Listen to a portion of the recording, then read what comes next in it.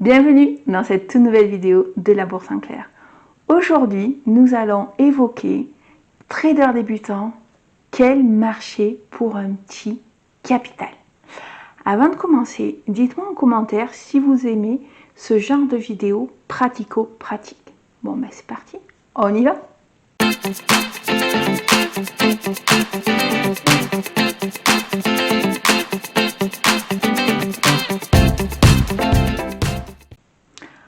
Tout d'abord, règle numéro 1 quand on commence en trading, qu'on est débutant, on met toujours de l'argent que l'on peut perdre. On commence toujours avec un petit capital.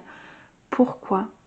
Parce qu'il y a de très grandes chances que vous cramiez votre capital. Je sais, c'est pas glamour, mais c'est comme ça. Pourquoi? Tout simplement parce que quand on pratique en trading, qu'on teste de nouvelles méthodologies, ça se paye au cash. Quand vous êtes confronté au réel, ça se paye au cash. Et le cash, c'est votre capital. Allez, on commence donc avec le premier marché, le Forex. Donc, le Forex, c'est les paires de devises.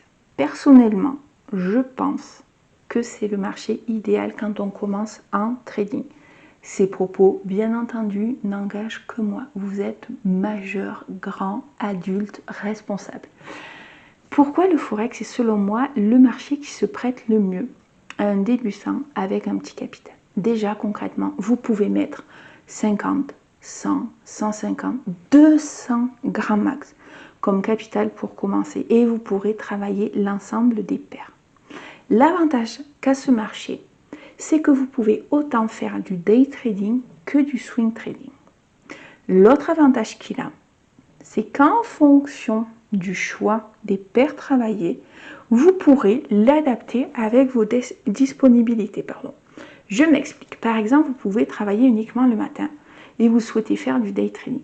Vous pouvez travailler le câble ou la livre sterling dollar. C'est son petit nom, c'est le câble, son surnom.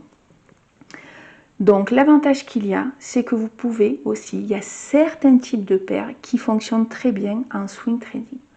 Donc ce marché permet vraiment de pouvoir commencer, de se confronter à la réalité sans trop prendre de risques. Avec un tout petit capital, c'est pas la peine de mettre des 100 et des 1000. Commencez toujours petit. Donc l'hyperflexibilité de ce marché est le premier plus. Le Forex est hyper flexible. Swing trading, day trading, plage horaire hyper large. Autre avantage, c'est que comme les CFD, les matières premières, il est encadré par la loi ESMA. Vous vivez en Europe, votre effet de levier est encadré. C'est pas bien pour les brokers, c'est très bien pour vous, car vous ne devenez pas l'objet des brokers. Donc ça, c'est génial, avec des effets de levier de fou. Donc, Forex, premier marché idéal selon moi quand on débute en trading. Franchement, selon moi, c'est THE marché.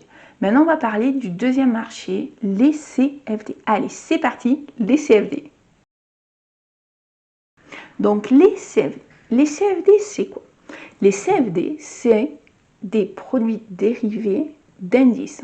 Par exemple, le CAC 40, qui est le marché français avec les 40 plus grosses capitalisations françaises. Son équivalent en CFD, c'est le FRA 40. Donc, l'avantage qu'il y a sur ces marchés, c'est que c'est des reproductions de marchés réglementés et centralisés. Le marché des Forex n'est pas un marché centralisé. C'est le petit inconvénient du Forex, contrairement au CFD. Le problème du CFD, c'est que pour travailler ce marché, il va vous falloir un capital beaucoup plus important. Il faudra un capital variant entre 1000 et 1500 euros. Et vous connaissez ma philosophie. Quand on commence en trading, on commence toujours avec un petit capital. Toujours, toujours. Il faut mettre de l'argent que l'on peut perdre. La formation, ça demande de la pratique. Et la pratique, quand on se trompe, ça coûte des sous. Donc, L'avantage stratégique que vous avez avec le CFD, c'est que il y a les gaps d'ouverture et de clôture. Ça, vous ne l'avez pas sur le Forex. Le CFD, selon moi, se travaille plus en day trading. Je l'aime moins en swing trading, mais c'est peut-être ma façon de travailler.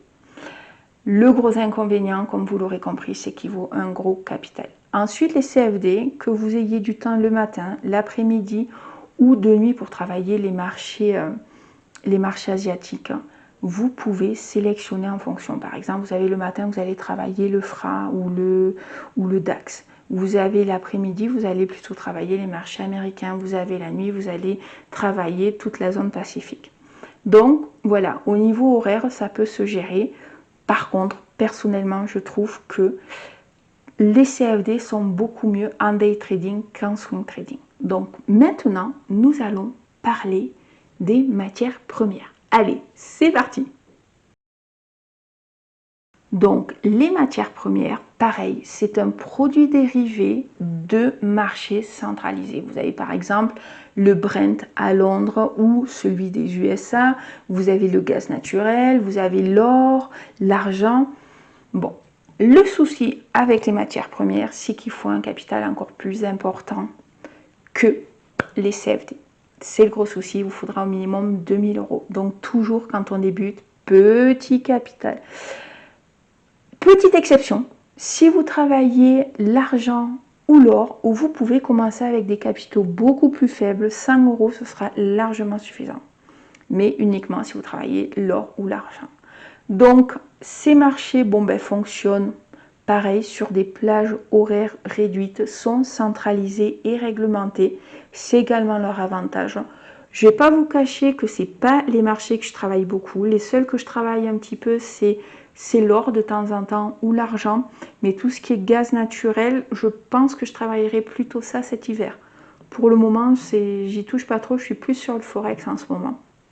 Donc, pour résumer, si vous avez un petit capital, que vous ne savez pas si vous voulez faire du day trading, du swing trading, personnellement, je pense que le Forex est le marché idéal. Mettez 50, 100, 150, 200 max. Si vous mettez 150, vous aurez un petit peu plus de challenge. Avec 50 €, l'aspect challenge sera moindre. Donc, c'est à vous. Les CFD ont ce gros avantage, comme les matières premières, d'être des marchés réglementés, des produits dérivés de marchés réglementés qui ont des heures d'ouverture, des heures de fermeture et donc ils peuvent se travailler et on peut y travailler les gaps. J'espère que ces infos pratico-pratiques vous auront permis d'y voir un petit peu plus clair, d'arriver à mieux vous positionner. Je vais y arriver, excusez-moi. Sur ce, je vous dis à la semaine prochaine pour une nouvelle vidéo d'A pour Sinclair. Ciao!